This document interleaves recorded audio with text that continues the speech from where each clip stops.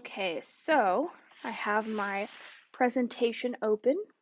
What I'm going to do is I'm going to add at least 4 slides. If you're doing the animation option, you can do 4, at least 4. And if you are doing the stop motion option, you have to have at least 6. So I am now titling this Spring Animation GIF. And that way it will save my file with that name. And my images that I took are portrait style. And so if you want to change the style of the page from landscape to portrait, this is how you can do it. Just go to custom, and I like to do 7 inches by 10 inches, and that's a nice size for me. And I'm just going to hit apply right there. And now you can see my slides are portrait style. So what I'm going to do is I'm going to pull up my files, and I'm just going to drag them and drop them in here. And this one actually dragged and dropped tiny, so what I'm going to do is I'm going to erase the boxes that are already in here, and I'm going to try and drag and drop it in one more time. All right, there we go. And now I'm going to do my second picture, my second drawing in my animation. There we go. I'm just going to place it. All right, and now for my third, and I'm just dragging and dropping them right in there. And I'm just making sure that it lines up with the slide.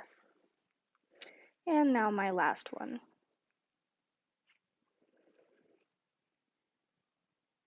And I'm just making sure it lines up with the slide. Now I'm going to go through and I'm going to check to make sure that they're all lined up, and it looks like the first one is a little bit small, so I'm actually going to make it a little bigger so it lines up. There we go. So now they are all lined up. I'm scrolling through them, and this is what it's going to look like. So now I'm going to go up to my add-ons, and I'm going to go to Creator Studio and click Create GIF. And it's working. Now it pulls up the menu with the options, and I'm actually going to change my output width to 900 for this one. And then I'm going to change my interval to 0.5. Remember that you can play around with the interval. I'm going to make sure I have animated GIF selected and then hit go. Because we did change the output width to 900, it might take a little while longer for it to render, and that is okay.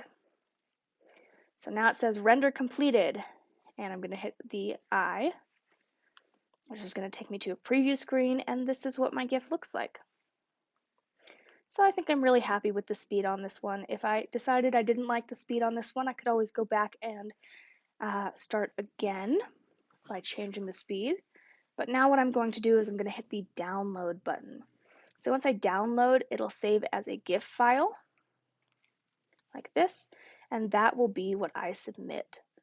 So instead of submitting my slides, I'm going to be submitting that GIF file. All right, and that's all. This is how we make our animation or our stop motion GIF.